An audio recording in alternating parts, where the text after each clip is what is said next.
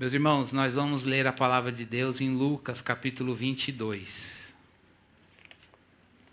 Vou pedir para você abrir a sua Bíblia.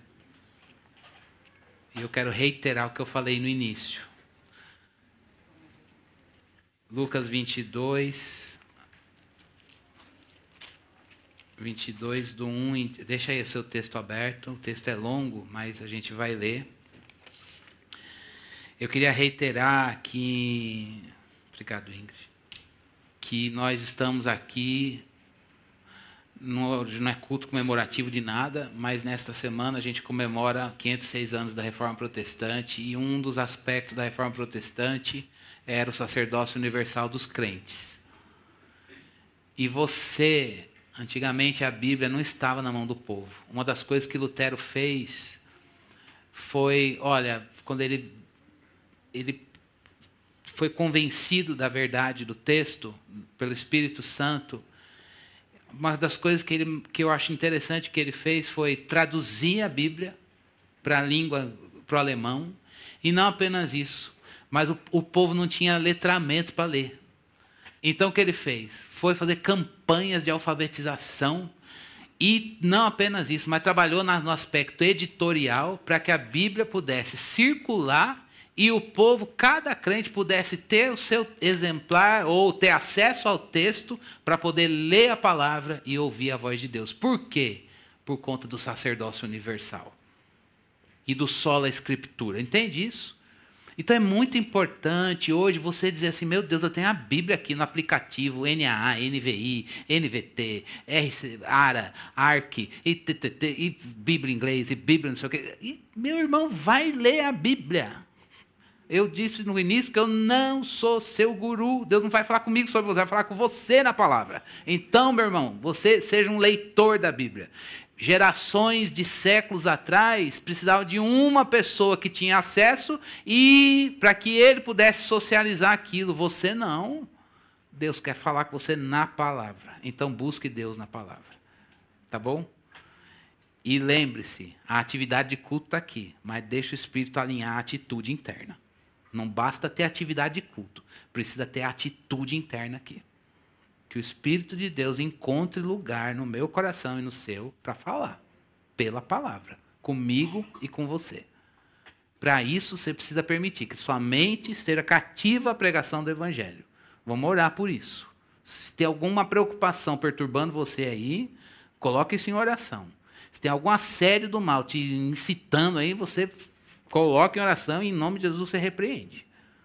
Mas que a sua mente, seu coração e suas emoções estejam servos, tudo isso servo da palavra, para você receber a palavra. E nós saímos daqui cheios de Jesus. Nós viemos para cá para isso, irmãos, para sair cheio de Jesus.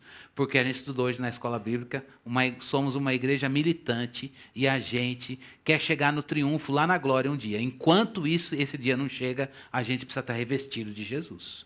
E o culto público é um caminho para isso. E Deus fala na palavra. E não precisa de mais nada, Deus fala na palavra. Tá bom? Vamos orar? Depois a gente lê o texto. Senhor, nós pedimos a Tua bênção sobre nós. Pedimos a Tua graça. Senhor Deus, isso que falamos agora, nós oramos. Senhor, que o Senhor continue a afinar nossa mente e coração para, ó Deus, receber a Tua palavra. Deus, não deixe que sejamos tirados no pensamento, ó Deus, e sejamos, ó Deus, roubados, ó Deus, de receber a palavra do Senhor. Ó Deus, que o Senhor encontre em nós um solo fértil para lançar a semente, Senhor Deus, da palavra, na porção que o Senhor preparou para nós hoje. De maneira que ela ganhe vida, Senhor. E Cristo seja achado em nós. Cristo seja, Senhor Deus, ó Deus, formado na nossa vida. E nós saiamos daqui cheios de Jesus. Precisamos dele. Precisamos do teu poder agindo, porque somos fracos. E um fraco se humilha diante do Senhor para pedir, aperfeiçoa o teu poder na nossa fraqueza. Usa a tua palavra para isso. O Senhor tem liberdade para agir. O Senhor tem liberdade para agir em nós, no nosso meio. A tua palavra é viva, ela é eficaz. E nós precisamos nos ver como com esse espelho exato que ela é.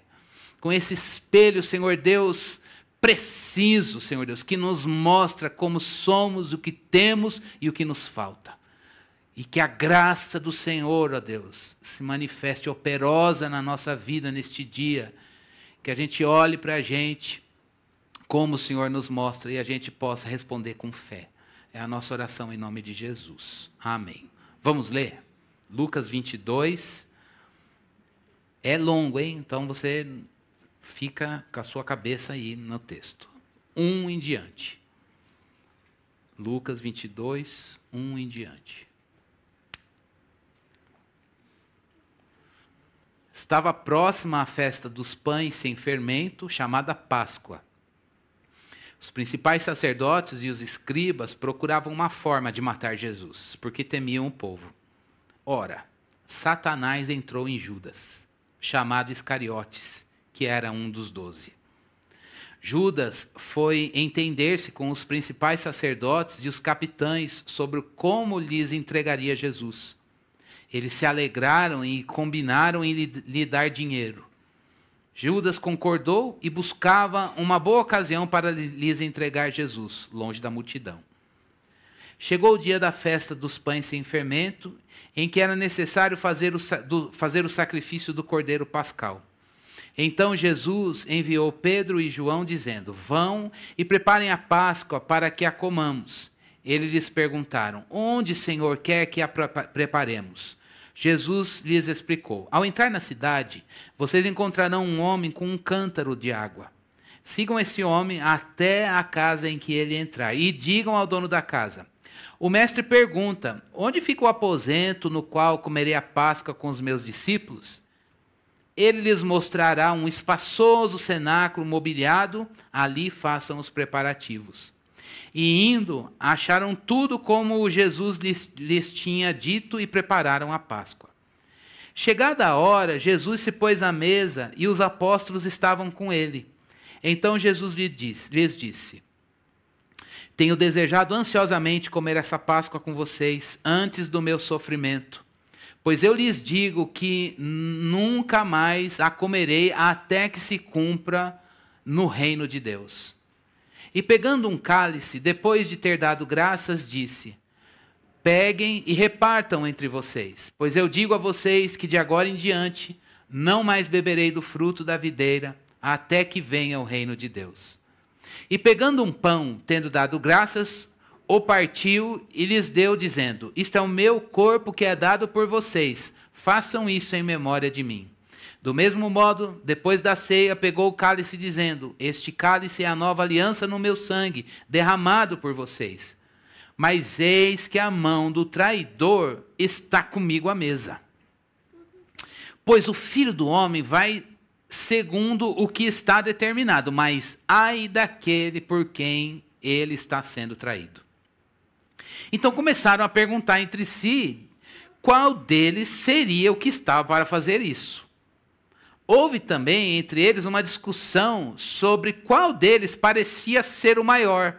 Mas Jesus lhes disse: os reis dos povos dominam sobre eles, e os que exercem autoridade são chamados de benfeitores.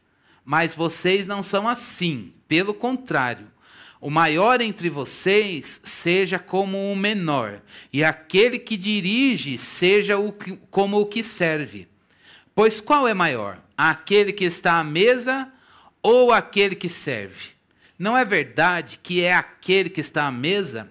Pois no meio de vocês eu sou como quem serve. Vocês são os que têm permanecido comigo nas minhas tentações. E eu confio a vocês um reino, assim como o meu Pai confiou a mim, para que comam e bebam a minha mesa no meu reino. E vocês se assentarão em tronos para julgar as 12 tribos de Israel. Simão, Simão, eis que Satanás pediu para peneirar você como trigo. Eu, porém, orei por você, para que a sua fé não desfaleça. E você, quando voltar para mim, fortaleça os seus irmãos. Porém, Pedro respondeu: estou pronto para ir com o Senhor, tanto para a prisão como para a morte. Mas Jesus lhe disse: eu lhe digo, Pedro, que hoje, antes que o galo cante, você negará 3 vezes que me conhece. Até aqui. Que texto forte, né? E no momento em que o texto vai mostrar para a gente a ceia do Senhor, a celebração da Páscoa, a gente vê 2 aparições de Satanás nesse cenário. Antes da gente começar, eu queria que você lesse aqui, eu fiz um passo de como era a ceia, tá muito texto, mas eu vou ler, tá? Um passo, como que era a celebração da Páscoa para um judeu, para a gente entender em que ordem aconteceram as coisas aqui nesse cenário, tá? Então, a primeira coisa, só uma coisa antes de ler lá. A Páscoa era assim: para você participar da refeição da Páscoa, ela tinha que acontecer no dia 14 do mês de Nissan, que é mais ou menos abril. Só que o dia lá não é igual a gente, meia-noite, começa na meia-noite. Lá o dia começa do pôr do sol. Então, por volta das 18 aí. Então, era no dia 14, o pôr do sol aconteceu. O que o chefe da casa tinha que fazer, judeu? Ir lá no templo, lembra que tinha uns sacerdotes lá, ele ia fazer o quê? Pegar e fazer o sacrifício do cordeiro, oferecia aquele sacrifício e a carne ele dava para o dono. Toma, Luciano, vai para a tua casa depois, no dia 14. Quando que começa o dia? Depois do pôr do sol. Então a janta acontecia à noite. Chegava com o cordeiro que foi oferecido, a carne do cordeiro que foi oferecido no sacrifício, vai preparar e a família vai se reunir no cenáculo. O cenáculo era um lugar para se reunir na casa. Se a casa fosse grande, tinha bastante mobília e tinha que caber no mínimo 10 pessoas para ter essa refeição. E aí o chefe da casa, ou o anfitrião, que preparava esse banquete para comer a Páscoa, o cordeiro pascal, eles iam comer aquela carne preparada para isso. Depois de ter acontecido o sacrifício, ele cumpriu uma série de ritos. Jesus está lá com seus discípulos, são judeus. E ele falou: vocês vão comer a Páscoa comigo.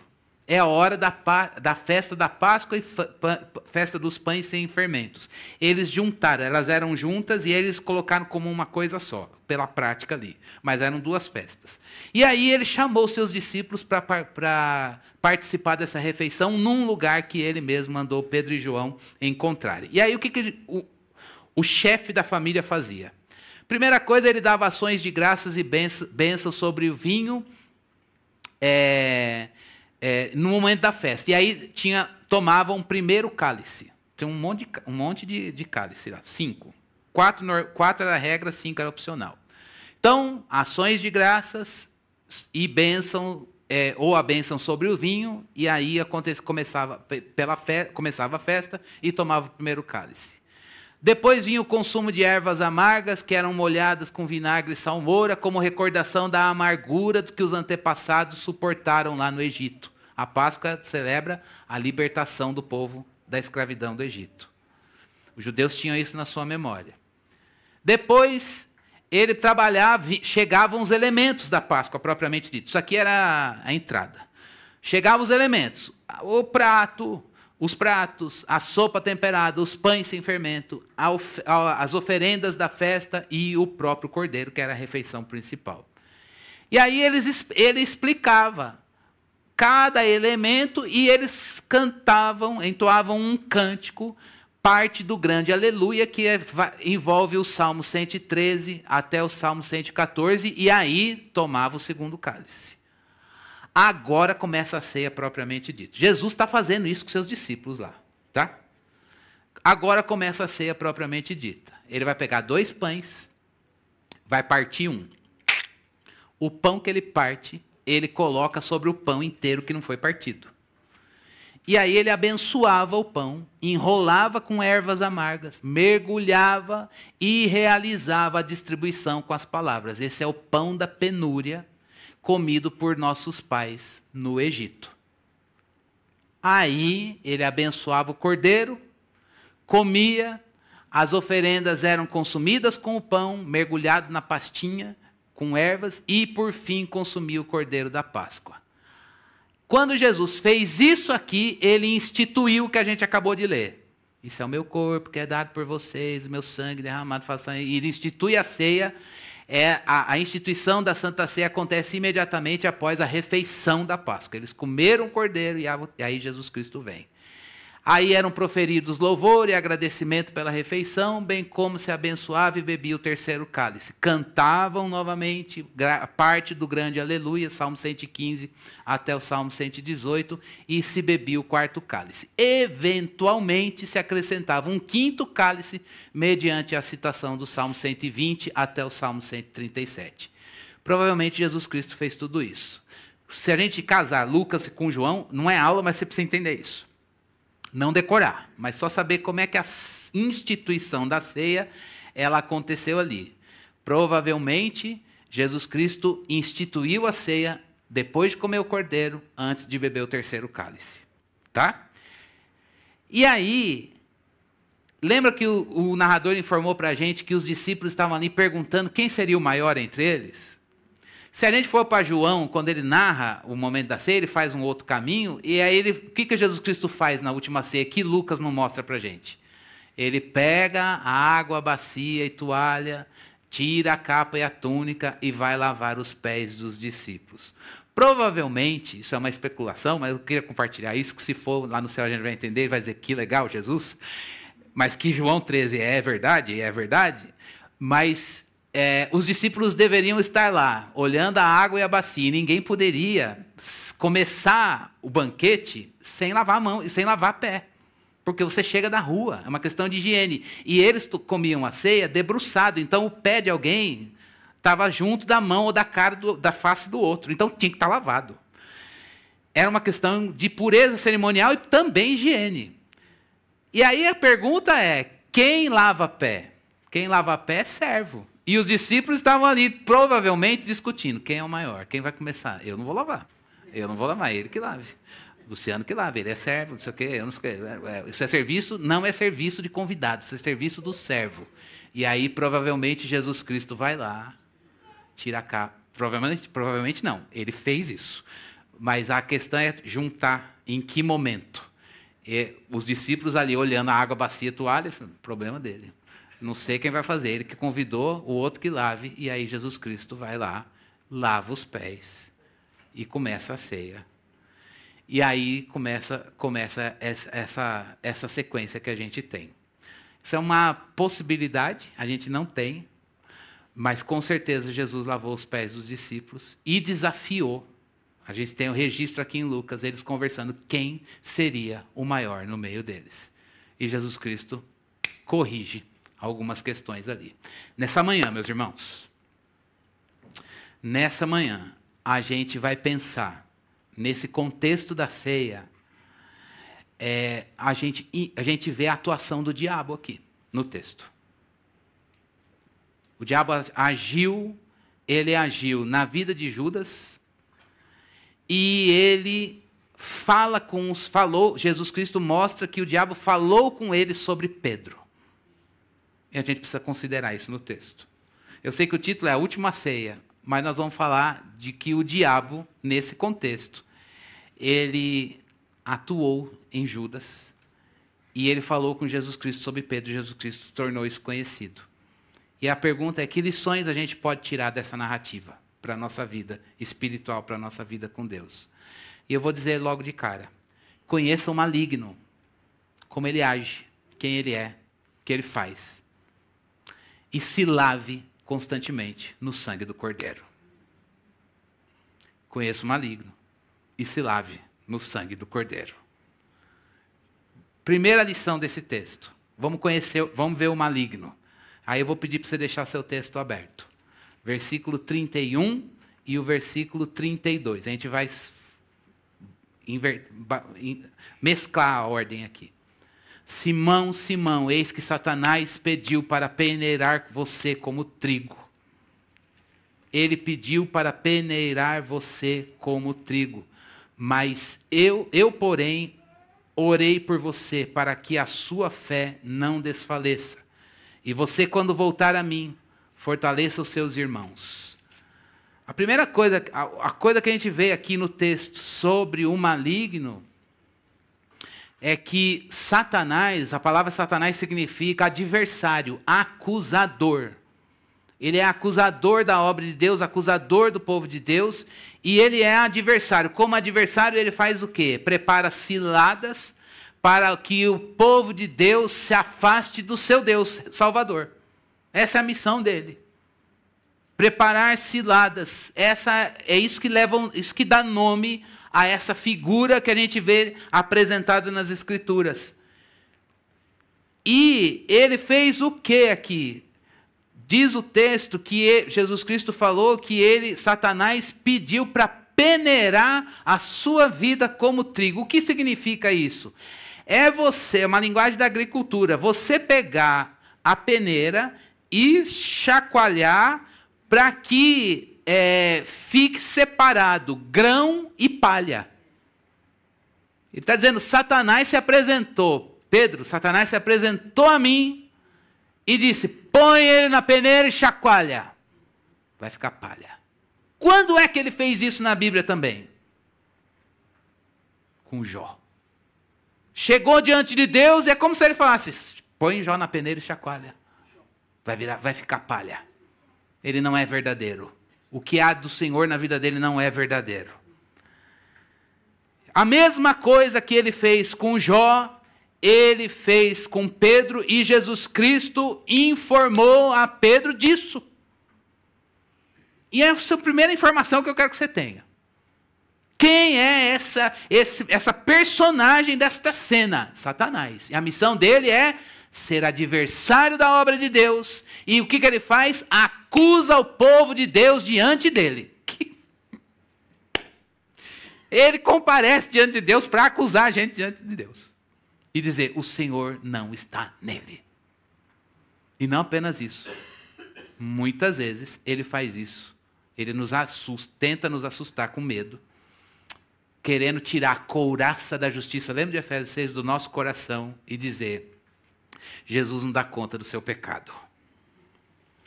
Meu irmão, isso que a gente viu em Jó, e agora revelado por Cristo na cena aqui da última ceia, sobre a vida de Pedro, nos mostra que o Evangelho de Cristo Jesus possui um adversário, o nome dele é Satanás, e ele é tentador do povo de Deus e acusador do povo de Deus.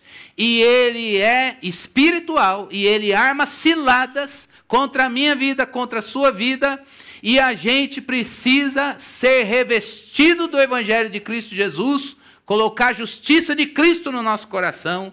A gente precisa estar bem firme na verdade do Evangelho, bem calçado nesse Evangelho que é a paz entre nós e o nosso Deus, porque Ele tirou o nosso pecado, para que a gente precisa estar imbuído de um escudo de fé e da palavra de Deus e a salvação orientando a nossa vida, para que a gente possa resistir no dia mal e, havendo feito tudo, ficar firmes. O dia mal vem para você e para mim, como veio para Jó e veio para Pedro. E a gente precisa saber que esse maligno está vencido e derrotado, mas ele astutamente se levanta contra o Evangelho de Cristo Jesus na sua vida, na minha vida. Então eu quero que nesse primeira lição é só isso. Que lições a gente pode tirar desse texto? Conheça o maligno e a sua ação. Conheça o maligno e a sua ação. Mas, meu Deus, calma. A gente está vendo um maligno por Jesus. É Ele que está mostrando. Isso é o maior sinal da vitória de Cristo. Ele conhece todos os passos do seu inimigo. E não há nada que Ele faça que Ele não possa mostrar e revelar. Agora, a segunda lição desse texto para nós é, não apenas conheça o maligno, não dê lugar ao diabo. Conselho de Paulo em Efésios. Você ira, mas não peca, e não dê lugar ao diabo. Vamos pensar algumas coisas de dar lugar ao diabo nessa narrativa aqui. Vai lá no versículo 2 ao 6. os principais sacerdotes e escribas procuravam uma forma de matar Jesus. O que tinha na natureza humana deles? Tinha um problema ali. Tinha um problema ali na natureza humana deles, na carne deles. Vou pensar uma linguagem mais devocional. Satanás entrou em Judas, chamado Iscariotes, que era um dos 12. Judas foi entender-se com os principais sacerdotes e os capitães sobre como lhes entregaria Jesus. E eles que queriam matar Jesus estavam pensando numa forma disso, e Satanás entrou em Judas. O que eles fizeram? Eles se alegraram. E eles combinaram. Pensaram em como pecar. Satanás entrou no outro, ele deu a estratégia, eles pensaram, eles se alegraram e executaram. Ah, mas isso aí faz parte do plano de Deus, é verdade. Mas Jesus Cristo mesmo disse, ai daquele por quem eu vou ser traído. Ai daquele que me trair. Por meio de quem eu vou ser entregue. Judas concordou, buscava uma boa ocasião para lhes entregar Jesus longe da multidão. Meus irmãos, que tristeza a gente vê Judas, vou citar o que o texto nos diz, Satanás entrar em Judas. E pensando no texto de Paulo em Efésios capítulo 4, quando ele diz, não dê lugar ao diabo. É nossa responsabilidade, meus irmãos, dizer isso daqui é lugar para o adversário do evangelho. Na minha vida. Eu e você, a gente tem que ser firme e dizer, isso daqui é lugar para o diabo atuar, atrapalhar, caluniar, menosprezar, zombar do evangelho de Jesus na minha vida. E eu não quero dar esse lugar. Então hoje a gente precisa pensar, eu conheço o maligno, mas não quero. Para que conhecer? Para não dar lugar na sua vida. Para que a gente não veja essa adversidade e acusação do evangelho ganhar proeminência, ganhar espaço na nossa vida espiritual, na nossa mente, no nosso coração, no nosso lar, na nossa família. E aí, nesse texto, a gente vai vendo uma série de ações, infelizmente, das personagens, que eles vão agindo a partir de alguém que deu lugar ao diabo. E por que a gente precisa pensar sobre isso? Para a gente vigiar o nosso coração. Jesus Cristo disse que a gente precisa vigiar e orar para não cair em tentação. Irmãos, quando eu digo não dê lugar ao diabo, estou citando o texto de Efésios, é em coro com o que Cristo disse, vigie e ore para que você não caia. Vigiemos e oremos sobre nós, porque o tentador tem uma arma, qual é? Ele tenta a gente conforme o nosso desejo, que está presente na nossa carne. Você tem desejos na sua carne, eu tenho desejos na minha. E vai ser assim até Jesus voltar e nos dar um corpo livre da presença do pecado. Agora, o tentador sabe desses desejos, sabe das suas fragilidades. Um termo mais contemporâneo, das nossas vulnerabilidades. A pergunta é, você conhece? Você sabe quais são suas vulnerabilidades? Você sabe o que te faz cair? Será que eu sei? Eu deixo. Não sei por mim, não. E já vou te dizer, você também não vai saber. Como a gente faz para descobrir? Deixa Deus mostrar. E Ele mostra. E quando Ele mostra, Ele humilha. E quando Ele humilha, a gente chora. Mas quando a gente chora na presença de Deus, a gente diz, me dá teu poder. Me dá o teu poder, porque eu sou fraco. E o diabo quer bater na minha cara. Agora, se a gente não ouve Deus, o que a gente faz? Ignora as nossas concupiscências. O diabo sabe, nos dando poder para ele. É a gente que se fez negligente com o processo da humilhação. E ele arma a cilada. E a gente dá lugar para ele. O recado de Jesus nesse texto para nós hoje é, o diabo entrou em Judas. Paulo fala, não dá lugar ao diabo. Jesus disse, vigia e ora, porque o tentador vai chegar. Vigia o quê? Você não tem controle sobre a circunstância, mas é para vigiar você. É para olhar para você mesmo. Versículo 21. Ainda nessa perspectiva da gente não dar lugar ao diabo, mas eis que a mão do traidor está comigo à mesa. O diabo entrou em Judas, o que ele fez, gente? Era o momento da ceia, por isso que eu deixei aquela descrição ali. Preparar esse banquete, convidar os amigos, ou fazer isso na sua família, era um momento de família e de intimidade. Não era um momento de quem está passando na rua entra.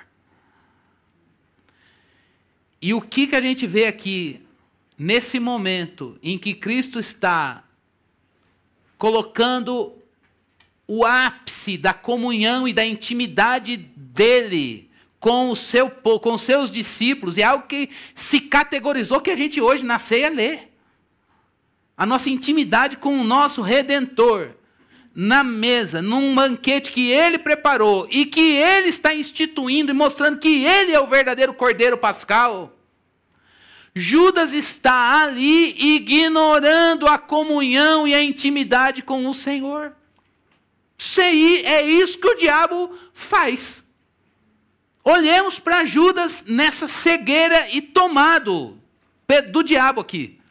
Ignora a comunhão e a intimidade com o Senhor. Para mim isso é muito significativo, porque é isso que o diabo faz por isso que ele quer lugar para agir, para que a gente ignore a mesa de comunhão e a intimidade com o nosso Deus. Nosso Deus se revelou a nós, irmãos.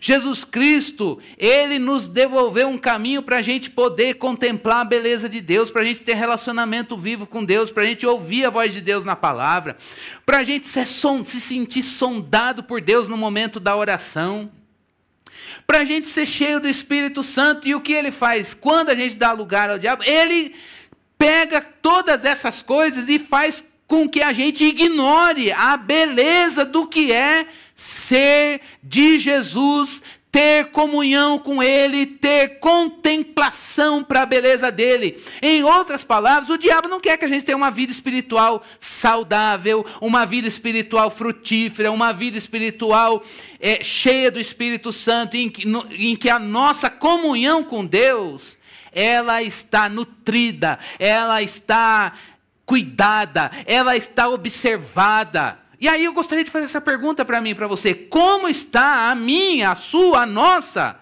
comunhão e intimidade com o Senhor? Talvez você diga, isso aí é coisa para quem busca. Isso aí é coisa para quem está cheio do Espírito. Pois isso é coisa para você. E é coisa para mim. Eu preciso estar cheio do Espírito porque o Senhor quer intimidade comigo e com você. Ele quer que eu e você, a gente esteja diante dele porque Ele quer falar com a gente. Ele quer trabalhar no nosso caráter, Ele quer limpar o nosso coração, Ele quer derramar o Espírito Santo dEle na sua casa, na sua vida, na minha vida. Tem coisas da sua vida que Ele quer agir, e às vezes o diabo quer fazer o quê? A gente ficar distraído e esquecer a mesa da intimidade, da comunhão com o Senhor. A primeira coisa que a gente tinha que fazer é levantar e dizer, eu vou buscar Deus, eu vou viver para Ele. Pode tudo explodir, tudo estourar, mas de Deus eu não abro mão, porque Ele é tudo na minha vida. E o que o diabo não quer é que a gente tenha uma vida de comunhão com o Senhor. Meus irmãos, quantas vezes, quando a gente está com um problema, a primeira coisa que a gente faz é ignorar a intimidade e a comunhão com o Senhor. Deus perde fácil. Sai da lista da prioridade. Buscar Deus, não vou buscar. Mas a gente tem que dizer não para a nossa carne, dizer não vou dar lugar ao diabo, eu vou buscar Deus, eu vou priorizar. Por quê? Não porque é uma vida religiosa e o pastor está falando, eu vou ficar com peso se eu não fizer. Se o seu coração está assim, meu irmão, somente está nessa, olha, come alimento sólido, para de beber leite. A gente precisa, meus irmãos, a gente precisa entender que na presença de Deus, no altar de Deus, é um lugar de delícias. E isso está na palavra. E a gente tem que ir lá e buscar e viver. Há bastante de Deus para mim e para você. não vão dar lugar ao diabo. Se você está ignorando a comunhão e a intimidade com o Senhor, liga a luz vermelha aí. Outra coisa que a gente vê desse cenário de dar lugar ao diabo, veja lá no versículo 23. Então começaram a perguntar entre si qual deles seria o que estava para fazer isso. Jesus Cristo falou, o traidor está aqui. O que os discípulos fazem? O narrador informa para a gente. A galera, quem é? Não é quem. Quem vai? Ah, sabia. Eu tinha suspeito. Não é nesse. Meu Deus, quem é? E o texto não informa para a gente que Judas está preocupado com isso. Jesus Cristo acabou de dizer que, olha, uma coisa muito grave. Tem um traidor aqui. E ele não está triste. Ele não tem sensibilidade de pecado nenhum. Não está triste com a maldade. É normal que nada. Insensível à santidade de Deus. Os outros, depois eles já pecam lá no próximo versículo. Mas aqui eles estão preocupados com isso. Judas.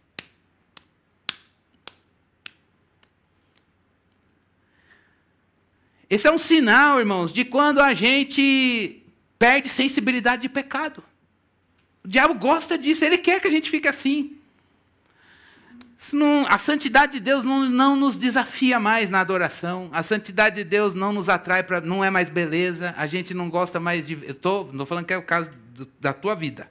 Mas é o estado que a gente fica quando a gente vai permitindo que o diabo nos torne insensíveis para as coisas de Deus, abrindo mão da vida de comunhão. E aí o nosso coração, ele vai se distanciando de Deus, e o resultado é alguém que não fica triste mais com a crueldade, a feiura e a desgraça, a ausência da graça de Deus que o pecado mostra. Isso não é peso. Isso não é peso, não é para trabalhar a gente um peso ou culpa, mas é para a gente dizer, meu Deus, como o pecado nos escraviza. E a gente tinha que ser pronto hoje para dizer, eu não vou dar mais lugar ao diabo. Chega! Eu sou um fraco para isso aqui. Isso aqui, olha, me derrota. Mas se tem uma resposta que eu posso dar, é uma resposta de fé. Senhor, me dá poder, porque eu sou fraco. Deus vem, irmãos. Deus vem. Deus não está pedindo um cara, uma mulher, um super crente. Deus está pedindo um humilde, que vigia sobre si mesmo, porque não quer perder sensibilidade de pecado. Fica com essa frase aí. Perda da sensibilidade de pecado. O pecado agride você. O pecado faz mal para você mesmo. Faz mal para mim mesmo. Quando eu peco, a gente fere a santidade de Deus, mas a gente se agride enquanto ser criado pelo Senhor. E fere as pessoas que o Senhor nos deu. Portanto, não é possível que a gente olhe hoje e diga assim, não, está tudo certo. Não está tudo certo, meu irmão. Não está certo com você e não está certo comigo. Porque o padrão é a santidade de Jesus e a gente está bem aquém. Mas Ele é gracioso e nos dá poder e vai santificando a gente e vai avivando a vida de um crente com a palavra e com o Espírito para que o Filho de Deus seja achado na sua vida e na minha vida. Irmãos, eu tenho certeza que Deus... Todo domingo é isso, tá? Mas eu tenho certeza que Deus quer falar isso com a gente hoje. Tenho plena convicção. Plena convicção. Então você abre aí. Eu estou aberto aqui, já apanhei muito essa semana, apanhando de novo, vou apanhado, falando para vocês apanharem. Porque isso daqui é libertação para mim e para você. É avivamento que Deus quer soprar na sua vida e na minha vida, para que a gente viva diferente. É bênção isso aqui. É bênção essa palavra, a palavra de Deus para nós. Se você hoje, se eu estou aqui e estou me avaliando, nós perdemos sensibilidade de pecado, o diabo plantou a armadilha, pois hoje é o dia de dizer, Deus, eu quero voltar a olhar a tua santidade. E dizer, me torna santo como o Senhor é santo. Mas tem mais coisa de dar lugar ao diabo. Versículo 24 e versículo 25. Houve também, entre eles, uma discussão sobre qual deles seria o maior. Mas Jesus lhes disse: os reis dos povos dominam sobre eles, e os que exercem autoridade são chamados de benfeitores. O que Jesus olhou agora, sai de Judas e olha para os discípulos e percebe o quê? Gente, vocês estão com os referenciais errados. E ele precisava corrigir as ambições do coração daquele povo, dos discípulos. Jesus corrige aquelas ambições, e uma das coisas que o diabo faz, e ele gosta como estratégia, é fazer a gente ter os referenciais errados. Quais eram os referenciais aqui no contexto da narrativa? Olha, vocês ficam olhando para os reis porque eles dominam. Essa é a lógica do mundo gentílico na época.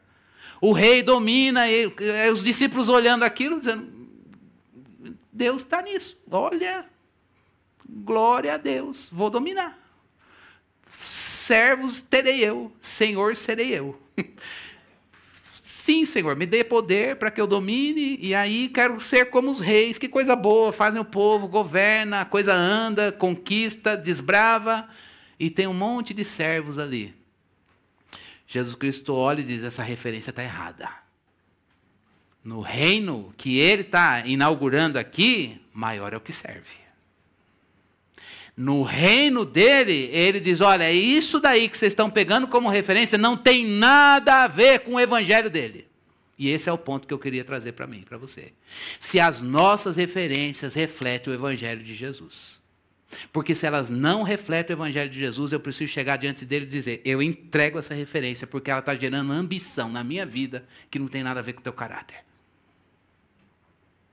Ah, mas isso aqui é tão... Irmãos, eu estou no mundo, você também está. Nós estamos no século XXI, numa cidade que mostra uma cultura plugada, cosmopolita, mas ela está embebecida de coisas que não têm centro no Evangelho de Cristo Jesus. E isso prega referência para mim o tempo inteiro e para você. Olhe isso pela lente da palavra e diga: alto lá, Satanás. Isso aí é bandeja de flor. Estou fora, eu quero a cruz de Cristo. Porque se as nossas referências não estiverem atreladas ao Evangelho, a gente vai até levar isso para Deus. Senhor, eu gostei dos reis da terra, porque eles são dominadores, e o Senhor podia, a gente vai até orar, o Senhor podia fazer isso com a gente, deixar a gente dominar, e glória ao Senhor, e o Senhor vai dar um bom testemunho, nós vamos contar dessa bênção. E Jesus Cristo diz: no meu reino não, maior é o que serve. Então eu queria que você pensasse quais são as suas referências. Que referenciais? Como é que a gente descobre? Vê onde o seu coração pulsa.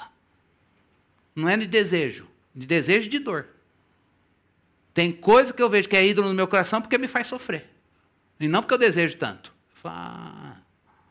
Deixe Deus mostrar você para você, que eu deixe Deus mostrar a minha vida para mim mesmo nesta manhã. E aí no versículo 33, o risco da gente dar lugar ao diabo, tudo isso aqui é o risco da gente dar lugar ao diabo. Versículo 33. Pedro respondeu, depois de Jesus Cristo falar que Satanás cirandou, quis peneirar a vida dele: eu estou pronto, é engraçado, eu estou pronto para ir com o Senhor, tanto para a prisão como para a morte. A resposta de Pedro é o quê? Eu confio em mim. Eu confio na minha fé. Eu confio na minha fidelidade, no meu amor. Meu amor é bom, a minha fé é boa, a minha fidelidade é boa. É engraçado, irmãos. Ele está dizendo: olha o meu currículo. Olha que crente, que casta que eu sou. Entenderam? Ele está dizendo: a minha fé, ele confia nele mesmo, na fé dele, na fidelidade dele e no amor dele. Como se a intercessão de Jesus não fosse nada. Jesus acabou de dizer: eu orei por você, você está aqui por minha causa. E ele não consegue ver que foi a intercessão de Jesus que o colocou lá. Ele diz: não. A resposta dele deixa ele mesmo falar: eu estou pronto para ir com o Senhor, tanto para a prisão como para a morte. Isso é engano do coração, irmãos. Não consegue ver a beleza do que Cristo fez por nós, não consegue ver a graça de Deus. A graça de Deus é: apesar de nós, Ele age. Apesar de nós, ele está ali. Tem tanta coisa que eu nem sei que Jesus Cristo está fazendo, me livrando, te livrando. Você está aqui hoje e a gente vai saber na eternidade e a gente só levanta como se não, está tudo certo, hoje é sol, brilhou, a gente vai trabalhar e está tudo bem. Você levantou porque o Senhor fez o dia nascer. E vai ter o dia de amanhã porque Ele vai fazer, Ele vai perpetuar, Ele vai manter a sua criação.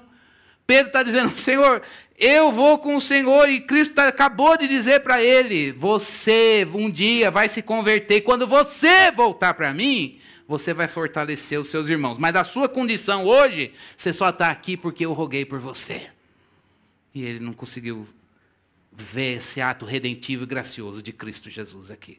É isso que o diabo faz com a gente, cega e faz a gente contar com a gente mesmo. Só que ao mesmo tempo que ele incita a gente na vaidade e no orgulho, quando a gente cai, ele diz, bem feito. E aí, um crente não trabalhado na graça de Deus, diz o quê? Acabou para mim. Mas não acabou. Então a primeira coisa que eu disse é, conheça o maligno. Ele peneira, e, ousadamente, vai diante de Deus e acusa a gente diante do Senhor. Não dê lugar a ele, meu irmão. Eu vou recapitular todos os pontinhos do dar lugar. Não dê lugar ao Senhor, ao diabo. Não dê. Ele quer que você ignore a intimidade e a mesa da comunhão com o Senhor. A primeira coisa, vai embora. Desiste da comunhão. Ele tira a nossa sensibilidade de pecado. Ele não quer que a gente veja a santidade de Deus e diga, Senhor, me ensina a amar. Não quer que a gente veja a santidade de Deus e diga, Senhor, corrige a maneira como a palavra, o trato. Senhor, mexe de dentro para fora, limpa meu coração, está pesado. Ele não quer isso. Ele quer que a gente siga os referenciais errados. Olhe os reis da terra, como ele domina. Domine também. Que esse negócio de ir no reino de Deus maior que serve? Não, isso é uma referência, não é boa para você. Ele quer confia na sua fé é boa. Tenha fé na fé. Não é? Ande em você, ande em você. Você é um crente bom. A hora que cair na cilada, ele pega a religiosidade e taca na cara em acusação. E aí ele fala, acabou para mim. Então, mas eu disse que o sermão de hoje era, conheça o inimigo, não dê lugar ao diabo e lave-se no sangue do Cordeiro. E aí, eu queria que a gente lesse novamente o versículo 32, quando ele diz, eu, porém, orei por você, para que a sua fé não desfaleça. Que Jesus maravilhoso. Ele vê a gente na iminência da queda. E aí ele diz, Igreja Batista Fonte Sicar, Pedro, Cristiano, todos nós, eu roguei por você. Você não vai cair por minha causa. Ele não vai te pegar. Eu sou teu Redentor. Meu Deus, que maravilha, que Salvador é esse? Nos lavemos no sangue desse Cordeiro. Irmãos, a Páscoa lembra a libertação do povo lá do Egito. Aquele povo estava esperando um novo Moisés libertador. E Jesus, de fato, vem como um Moisés, novo Moisés legislador. Mas o que ele está mostrando é, eu sou um novo Cordeiro que tira o pecado. Coisa que aquele lá da Páscoa, no Egito, não conseguiu fazer. A morte não entrou na casa. E não vai acontecer isso aqui. Mas aquele Cordeiro não tinha o poder de transformar, de mudar, de fazer nascer de novo. Pois esse Cordeiro de Deus é aquele que nos disse, quando ele chega lá e diz, este é o cálice da nova aliança no meu sangue, derramado por vocês. Que maravilha! Então, Satanás ficou o quê? Com a palha, pois o grão, ainda que, não sei como era o grão Pedro, mas estava protegido na mão de Jesus. A intercessão de Jesus é poderosa e desafia o pedido de Satanás. Eu não disse aqui, conheço o maligno e não dê lugar ao diabo para dar valor para ele, não. Muito pelo contrário, conheça o maligno, vigie sobre você mesmo, não dê lugar ao diabo, vigie e ore, mas lembre-se disso, a intercessão de Jesus, a redenção de Jesus é poderosa na sua vida e na minha vida, e ela desafia o pedido de Satanás. Ele não foi atendido, porque Cristo Jesus é o nosso Salvador. Não há pecado na minha vida e na sua vida que o sangue de Jesus não possa lavar. Por isso, hoje, vamos chegar com uma bagagem aos pés da cruz e dizer: tudo isso vai ficar aqui. E eu vou me banhar no sangue do Cordeiro. A gente já foi lavado nesse sangue. Não é dia da ceia, mas é o dia da gente se lembrar que a última ceia mostra a libertação.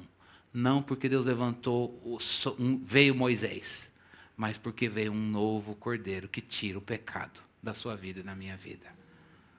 Não vamos dar lugar ao diabo. Ele quer que a gente ande com o entulho pesado do pecado. Jesus quer lavar tudo isso. Então hoje, queria convidar você para a gente orar. Se você perdeu sensibilidade de pecado, se você abandonou a comunhão com o Salvador, se você confia em você mesmo, se você não fica, você está seguindo os referenciais errados, o sangue de Jesus pode nos lavar. Pode te lavar, pode me lavar. E que a gente olhe o conselho de Paulo, lembre da ordem de Jesus, vigie e ore, não dê lugar ao diabo. Para que você, é Paulo, para que a gente não caia em tentação. Isso é Jesus. Vamos fazer isso, irmãos? Responder com fé? Oremos. Ó Deus, o Senhor sabe como a gente se estraga, Senhor. Como a gente se entretém com as coisas dessa vida, Senhor. Como às vezes a gente fica desapercebido das ciladas que o adversário arma. E Deus, nesta manhã, a gente vê a experiência de Jó e de Pedro, revelada pelo Senhor, e nos dá uma segurança tão grande ver que Jesus Cristo, que orou por Pedro, intercedeu por ele e revelou isso nas Escrituras. Essa é a nossa segurança que nos faz correr aos braços desse Salvador maravilhoso que a gente tem, esse Redentor Santo, e poder dizer para ele: muito obrigado, porque o Senhor rogou por nós. Se nós estamos aqui, é porque o Senhor rogou, orou, intercedeu por nós. Como disse o salmista no Salmo 124, se não fosse o Senhor que esteve ao nosso lado, ora diga, Israel, os homens nos teriam engolidos vivos, Senhor. Nós estaríamos aqui dilacerados. Mas bendito o Senhor que não nos deu por presa aos nossos inimigos. O laço se quebrou. E livres nós estamos para seguir Jesus, andar nele, andar no caminho. Onde nós temos andado, Senhor? Sonda o nosso coração e vê se há em nós algum caminho mau. Esquadrinha o nosso andar, Senhor. Deus, se há em nós algum caminho mau, guia-nos pelo caminho eterno. Nós não queremos dar lugar ao diabo. Nós queremos vigiar constantemente sobre as nossas vulnerabilidades, as nossas fraquezas, e chorá-las uma a uma diante do Senhor. E dizer: eu preciso do teu poder. Recurso humano nenhum pode curar isso. Ciência humana não pode fazer. Não há, Senhor Deus, nada a não ser o poder curador da graça do Senhor. Vem com esse bálsamo, Senhor Deus, sarando as feridas do nosso coração e da nossa alma nesta manhã, Senhor. Ó Deus, esta Páscoa que nós lemos aqui mostrava o anseio de um judeu por um novo êxodo, que os libertasse de Roma. E a providência do Senhor foi um cordeiro que tira o pecado. Deus, ajuda-nos a olhar essa referência da oferta que o Senhor fez de Cristo Jesus por nós naquela cruz, e que a gente hoje chegue diante dele e a gente jogue esses pecados, Senhor Deus, que se acumularam na nossa vida, e a gente saia daqui, Senhor Deus, prontos a começar novamente. Começa novamente conosco. Começa novamente na minha vida. Começa novamente nesta igreja. Começa novamente nos meus irmãos, Senhor. Começa novamente em vocações, em ministérios, em casamentos, na educação dos filhos. Tudo a partir da cruz de Cristo Jesus. Que a cruz seja, Senhor Deus, o alvo, o lugar, ó Deus, da gente depositar as coisas que precisam estar lá, porque são pecados. E pecados precisam estar na cruz de Cristo. É lá que eles têm que estar, Senhor. E é lá que a gente se banha de um sangue que nos livra dele. Senhor, em oração a gente quer fazer isso hoje. Jogar coisas que nos escravizam, que ferem a tua santidade. Que fere a tua santidade, Senhor Deus, nos nossos relacionamentos. Que fere a tua santidade, Senhor Deus, nas pessoas que o Senhor nos deu. Nas pessoas que a gente ama, mas que a gente nem consegue amar mais, Senhor. Tem misericórdia de mim, dos meus irmãos, de nós. O Senhor está aqui, Senhor, para nos ensinar e para trabalhar, Senhor Deus, para que a gente volte à vida, saindo dos pés da cruz. Ó Deus, por favor, Senhor, treina nosso coração no ministério da reconciliação. O ministério da reconciliação com o Senhor. Deus, se até as lutas que o Senhor nos deu, o diabo sapateou, Senhor Deus, na nossa mente, e bagunçou a nossa mente teologicamente, Senhor Deus, para a gente nutrir ira com o Senhor, uma ira pecaminosa, a gente chega diante do Senhor e a gente se rende. E a gente aceita a tua vontade, a gente entende que o que a tua mão soberana faz é perfeito, Senhor. Ó Deus, que nessa manhã, Senhor, o Senhor marque o nosso coração, o Senhor venha ferir o nosso coração e marcá-lo, Senhor, para que ele não ande mais em engano, para que eu não ande mais em mim mesmo, para que os meus irmãos não andem mais neles mesmos, mas todos nós possamos ouvir de Jesus: eu roguei por ti. Eu roguei por ti. Quando você se converter, você vai ensinar os seus irmãos. Cumpre isso na nossa vida, Deus. Nós queremos nos voltar para ti, Senhor. E a gente se compromete com essa palavra em oração. A nossa fé é pequena, Deus. A gente tem medo de cair de novo. Mas a gente sabe que a tua graça nos põe de pé. O teu Espírito transforma ossos secos em pessoas formadas, como o Senhor fez lá no livro de Ezequiel. O seu Espírito tem poder, Senhor Deus, de entrar ali. E de, Senhor Deus, ir fazendo parte, ó Deus, avivando parte por parte, Senhor. Tudo no processo que o Senhor estabelece na palavra. E de maneira que vire um exército numeroso em pé. Porque Deus falou e o Espírito pairou. É só isso que a gente quer na nossa vida, Deus. Fala, Deus, e que o teu Espírito paire sobre a tua palavra. Fala, Deus, e o Senhor tem falado. E nós pedimos que o teu Espírito que paira sobre a tua palavra nos alcance. Nos alcance. O nome dessa igreja é Fonte. Que haja fonte de água viva jorrando de dentro de nós. Essa fonte que o Evangelho de Jesus Cristo nos mostra, que isso se cumpra na nossa vida, Deus. Essa vitalidade de Jesus jorrando. A vida de Jesus transparecendo, Senhor. Muito mais do que no nome, a gente quer isso na vida. A gente quer viver isso, Senhor. Como aquela mulher descobriu algo maravilhoso, saiu contando para todo mundo, porque era incontível, Senhor Deus, aquela informação e a revelação da redenção dentro dela, Senhor. Faz isso aqui, Senhor. Faz isso em nós, Deus. Para que a gente possa ser testemunha viva do Senhor neste mundo perdido. E a gente assim viva para a tua glória, Senhor. Que nada roube a tua palavra da gente. E que a gente vá, Senhor Deus, para esta semana cheio de Jesus. E não dando lugar ao diabo, Senhor. A gente quer assumir esse compromisso contigo de não mais dar lugar ao diabo. Em nome de Jesus nós oramos, humilhados aos teus pés, mas crendo que o Senhor ouve a nossa oração. e gratos porque o Senhor roga por nós. Essa é a nossa única certeza da vitória. Jesus, Ele rogou por nós. Obrigado, Senhor, por tão maravilhoso Redentor. A gente quer te dar glória. A gente quer te dar louvor, Jesus.